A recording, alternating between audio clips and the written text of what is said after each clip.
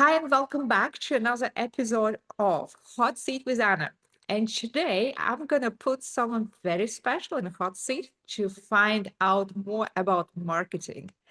Today, our guest is Eric Ritter, who is the founder and the leader of one of the most amazing digital marketing agencies in Florida. Well, not just in Florida, probably in the US and Canada. So, welcome, Eric. Thank you for agreeing to be here. I'm excited for this. Hopefully the seat won't get too hot, Anna. Well, we'll see. We'll see about that. So let's just start. So my first question is, you know how marketing agencies always, there are so many marketing experts and they're trying to sell us a lot of marketing fluff. So they Mhm. promise that we'll get a lot of leads, new clients, if we only did this, only did that. And then when clients do not come our way, there is a lot of excuses why it doesn't happen. We didn't implement things correctly, we didn't spend enough, or something else happened. So, what kind of things should we consider when selecting a marketing agency that actually will deliver results? Yeah, no, that's such an important question, right? When you are going through and selecting a partner, an agency, you want exactly what I just said. You want a true partner, someone who you can trust. And one way to find that out is asking for previous results, asking for case studies, and maybe even asking to get referrals, getting contact information for previous clients they've worked with. Okay. And some agencies actually refuse to do it. Do you feel that it's not a reputable agency? We just shouldn't consider them if they say that they're unable to provide references and try to kind of avoid these questions. Yeah, unless you're just starting up and you don't have that many clients, you should at least have a handful of people that will happily get on a phone and talk to potential clients about you. Okay. Well, thank you. Um, I work a lot with small business owners. And as you know, small business owners are usually broke. We spend our savings, then there is always a cash flow issue. So it's actually difficult to prioritize budgets and find money for marketing. Sometimes it's kind of pushed to the back of our list, but equally very important. So, can you give us one piece of advice that is low cost but actually works? Yeah, so I think one of the big secrets is consistency, showing up on a regular basis. So if you're working on your website, you don't need any fancy tools. You just need to figure out what are their priorities, who is my customer, and what are their problems, and how do I help solve them, and consistently post about that on your website. So, would you say that website content is more important or social media content? Because there is a lot of confusing advice as to what's more important for search engines and other things. Yeah, no, that's a fantastic question, Anna. So, in my opinion, the answer is really it depends. It depends on what kind of brand you are, who your target audience is. So, for some businesses, if you're very visual and you can create great content, social media can be a great fit, but that doesn't work for everyone, right? Let's say you're a law firm or an attorney. It's really hard to make some reels that are going to pop and work on social media. So, your website might be the area that you want to focus. Oh, great. Thank you. And speaking about search results, SEO, again, that's not my area of expertise, but what I hear nowadays, people are talking about AI and how more and more potential clients and customers are using AI for search. So instead of Googling, they are using tools like ChatGPT to find out information, compare different vendors, and actually select who they are going to go for. I actually started doing it as well. I just bought a piano and I was talking to my ChatGPT to Yeah. help me pick the piano that's best fit for me. So, do we have to optimize content differently nowadays for AI as opposed to Google in the past? Is there anything we need to do differently? Yeah, so there's a lot of overlap there. So what you said, a lot of people are switching to search on, I like to call them answer engines instead of search engines, right? Because they're giving you the answer, the ChatGPTs, the Perplexities, the Geminis of the world. But if you're doing really good SEO, you're basically doing 70, 80% of optimization for the AIs as well. They're all small differences. You specifically asked about content, right? So for example, on a search engine, you're trying to rank that page and come up really high and say, hey, I'm the best dry cleaner in Boca Raton, right? And then I have a page for that. But the AIs are so smart that they can go through and just bring up parts of that page, like little paragraphs or sections. So when you're creating content, you want to write what we now call fraggles. And fraggles are short 150 to 200 word paragraphs. So you have a headline and then a paragraph, headline and a paragraph, because that's easier for the AI to digest than just a big long page. So it's kind of more like FAQs, right? Frequently asked questions and answers. So that's similar to what I've been doing for my company for Reddit for a couple of years. So we can Yeah, just recycle that content and repurpose for AI. Okay, got yeah, you. FAQs, and then as much information as possible, right? So one example is we worked with a laundry service here locally. And one thing we realized is that a lot of the laundry services don't have prices or don't have exact breakdowns of what they do on their website. So we started adding as much information as we could. And you don't always want to put your pricing here, but we convinced the owner to do this. And luckily he was willing to do it. So by putting the prices on there and everything else, now on AI, he comes up number one because he has the most complete information if someone's looking for a laundry service in the area. I love it. That's great advice. Thank you. Welcome, So yeah. my next question is a question submitted by one of my readers slash viewers, social commerce. I have no idea what it is. So I was asked to ask you, what's social commerce, how to get it done, and what tactics do we need to use to make it effective? So I'm very curious about it. Tell Yeah, us. so social commerce, right? So that's an interesting one as well, and it's a big umbrella, right? So my definition of social commerce is someone purchasing directly off the social platform. So Instagram, TikTok, all have their own stores. I don't know if you go on TikTok, Anna. I'm like the old guy, right? As well, get off my front porch, but I do have to go out professionally on TikTok from time to time, and it's overwhelming. There's a lot happening there. And one Mm, of the reasons for that is they're really pushing their TikTok shop because that's how they're making a lot of money now, is by creators being able to sell their products directly to the consumer.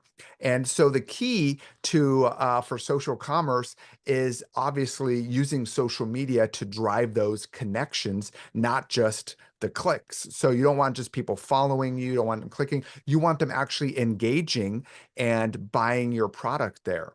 So the media that you put up there needs to have that social proof. You need to quickly establish yourself as an authority on the social platform so that people even want to purchase from you. So it's all about creating that content that's going to connect with someone, convince them to buy from you, and then click and purchase there. So it's not, you don't want to optimize your website, drive them to your website. You want them to check out right there on Instagram, right there on TikTok.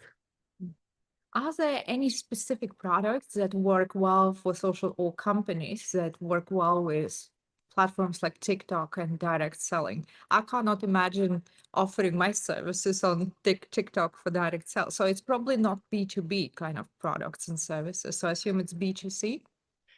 Yeah, absolutely. As you were saying, that's what's exactly my thoughts as well. It's very B2C and also lower entry point. You're not going to buy a car on TikTok either, right? You might do the research on there, but then you still want to test drive it, etc. So it's lower cost items. So for example, I'm a golfer, so I get a lot of videos about, hey, here's a great golf improvement tool. It's going to take 10 strokes off your round, and that's the kind of that connects with me and like, oh, it's only 20 bucks. I might as well buy it because it's going to make me a better golfer, right? So something that's lower cost and speaks directly to your target audience is the key there. Oh, great. Impulse buys. So Yes, for our exactly. will do makeup, a cream that makes us look 20 years younger or something. Yes. Sure. Yeah. Okay, I get it now. Yeah. So you mentioned video content. Everyone nowadays talks about video marketing, how static content is, people are too lazy simply to read. No one is reading anymore. Everyone is watching things on their phone. And yesterday I was in a restaurant. It was interesting. Almost everyone around me had their phone on their table and kind of ate and talked to people, but also instead of just scrolling, that's what I do, checking messages, checking emails. Most people were actually watching videos. So how important do you feel video marketing for different types of small businesses? And how can a small business owner do video marketing well without spending a lot of time and money? Yeah. So you said it there, videos are so important now because that's how people are consuming. That's what the eyeballs are craving there. The good news is the production value doesn't need to be high. In fact, we typically find that the more DIY content someone shoots it on their iPhone connects much better with viewers than something that's overly produced because that's what people want to see. They want to see authenticity. They want to see down to earth. They want to get to know you. So if you're an owner, just grab an iPhone, shoot a 30-second video that maybe is answering questions, right? Like, hey, here's the top questions that I get here at my tire shop or at my small business, and put that up on your social media. And most importantly, put it up on your Google business profile, your Google Maps, because that's something that Google will reward you for because Google is trying to compete with these social platforms. So by you helping it, by putting videos on your Google Maps listing, it's going to actually list you higher and it's going to show those videos to people because that's what people want to see now. I love it. Yeah, I can relate to that. Authenticity is really important. I actually tend to watch videos that look like filmed by non-professionals rather than super polished professional videos because they kind of come across as commercials. And I think they're Yes. just less trustworthy as a result. I feel like sold to rather than engaged. Uh, 100%. Yeah, you just want to be valuable. That's what it's about, right? I have a saying I always like to say, don't chase viral, aim mm, for valuable. mhm, fair enough. I like that. And kind of going back to basics, we talked about authentic content, being simple, being maybe approachable, authentic. What is one piece of advice that you think is so simple in marketing and effective that most people actually ignore it, thinking it doesn't work because it's so simple? Yeah. So, a lot of small businesses are local businesses. So, coming back to Google Business Profile, right? Just go on there every week, add a photo, add a post, add an update. Google rewards activity on there. It's free. It takes a couple minutes, and you can outrank your competitors who never touch theirs pretty quickly. Thank you. I find another tool that's often ignored is email marketing. So it actually works well for my company. We use it very effectively. But most small businesses ignore email marketing because it's such a maybe old-fashioned a little bit tool. So how do you feel about email marketing? And in your opinion, how can small business owners use email marketing to build direct and profitable relationships with their customers without spamming their inboxes? Yeah, so that's a tough one, right? Because you want to balance being valuable, sending out enough email so people don't forget about you, and you don't want to be spammy. So I'm glad to hear you guys have been successful with it because I love email marketing. I'm a busy individual. I'm not going to I'm going to miss your story on social media because it disappears in 24 hours, but I might save your email for a week and come back to it when I have time to read it, right? So I think it's important to really have value in those emails so that way when people click on them or open them, that they don't see it as spam and unsubscribe or see it as spam. And important also is testing how often you're sending. Do you want to send once a week, twice a week, once a month out there? And the spam comes in as usually a combination of you're sending too often, and people are like, oh my gosh, another day, another email from Eric. I'm going to unsubscribe. That's way too much, right? Or what you're sending out doesn't have value for them. So knowing your target audience is key, right? Are you a small boutique that really thrives on sales and people love coupons, send out the coupons to them, right? Are you a home improvement store and people want to have tips for the season? Send that out. So know what your customers expect from you and what they're looking to you for, and that's what you should put in your emails. Thank you. And actually, a follow-up question for you, because I get asked this question a lot. How do I build a list of contacts that's actually a good list? We all hear stories where people buy a list of Fiverr or somewhere else, Yeah. and then, half the emails bounce back, your domain gets blocked. So all these horror stories of Yep. wasting time and energy and money. So how do I get hold of a good list, good quality list? So that's the million or maybe the $1 billion question, Anna, right? I probably don't have the best answer for that, but I can give people some clues, right, of building their own list. So you never really want to buy a list because if you're buying a list, those people are going to be cold. We call those cold individuals, right? Because they haven't warmed up to you. They haven't met you yet. They don't know anything. That's gonna be the first email. That's where people unsubscribe, your domain gets blocked, etc. So you want to organically build an email list, right? So if you're doing in-person networking, get the business card, email the person, can I add you to my email list?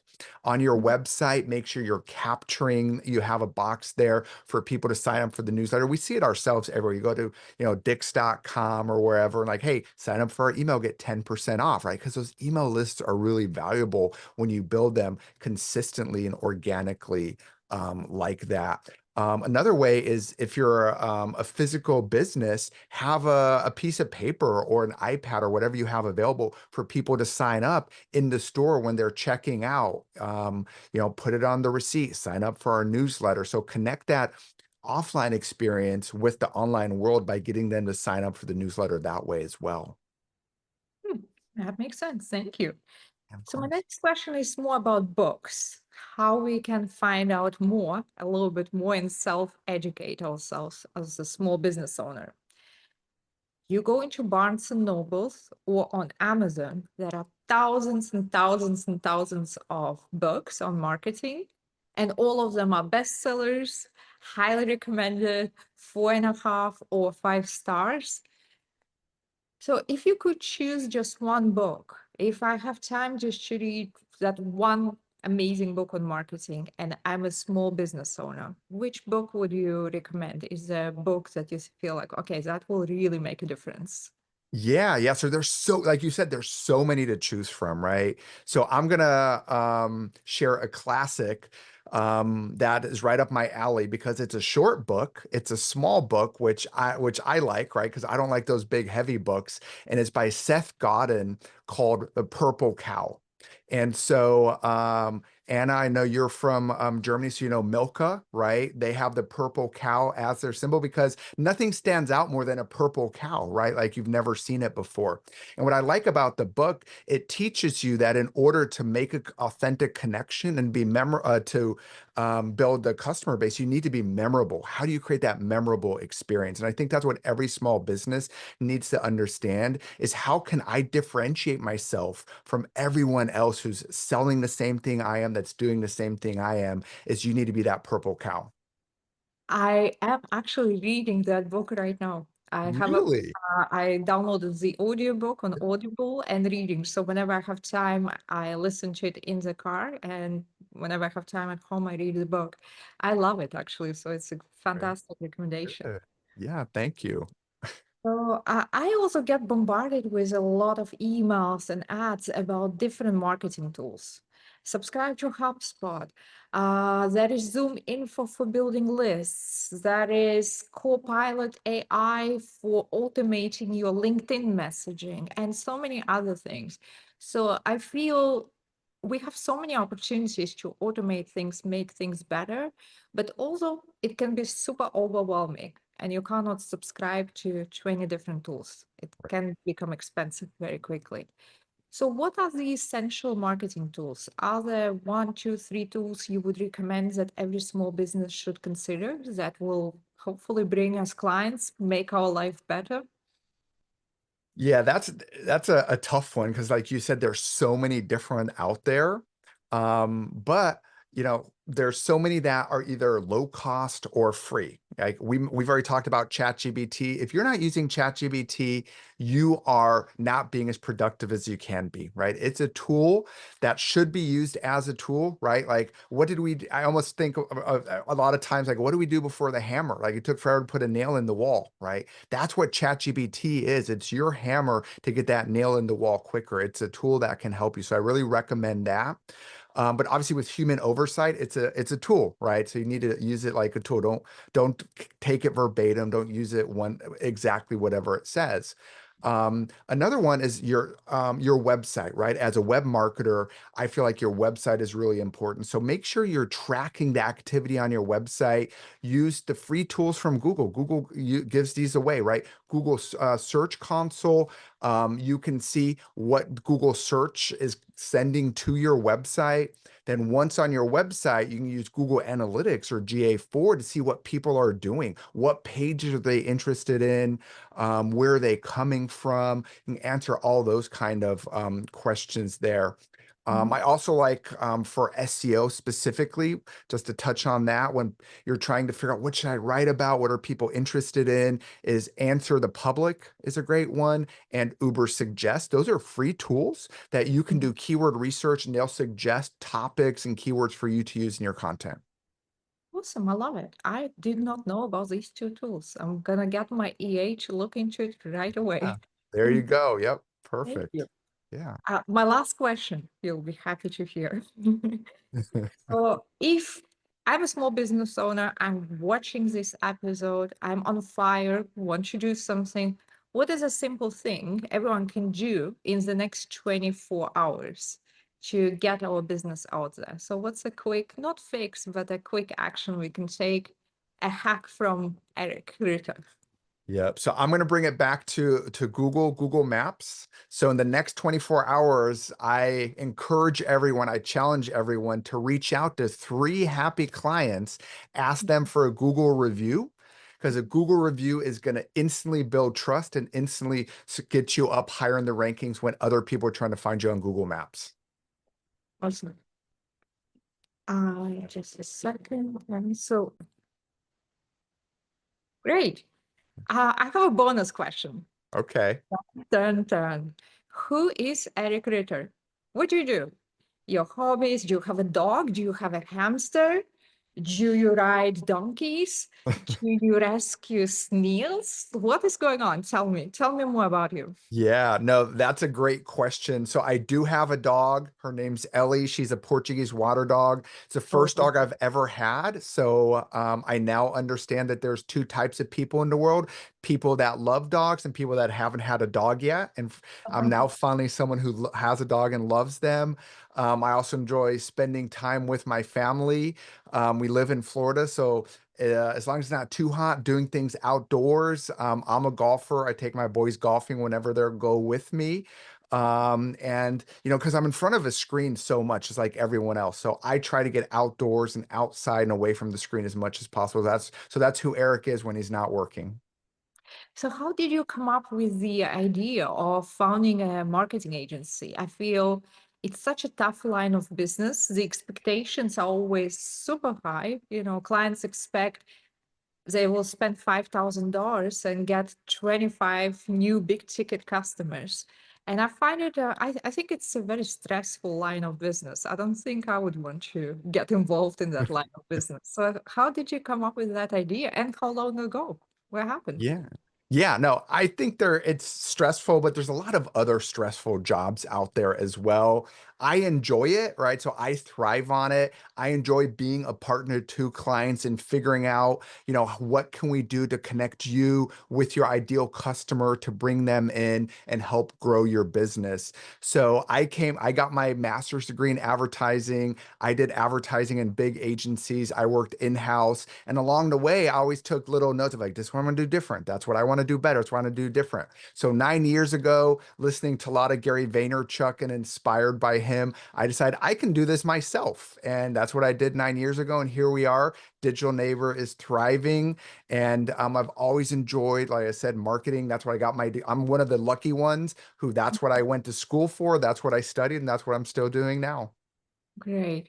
And I know that your agency is not just great. I know that you're getting results because I know some clients you're working with, but you are also pretty affordable. So we actually going to post the details in the chat so that people, if they want to reach out to you, potentially discuss potential projects, can get in touch with you. And as a small business owner, it always sounds like, well, marketing agency expensive.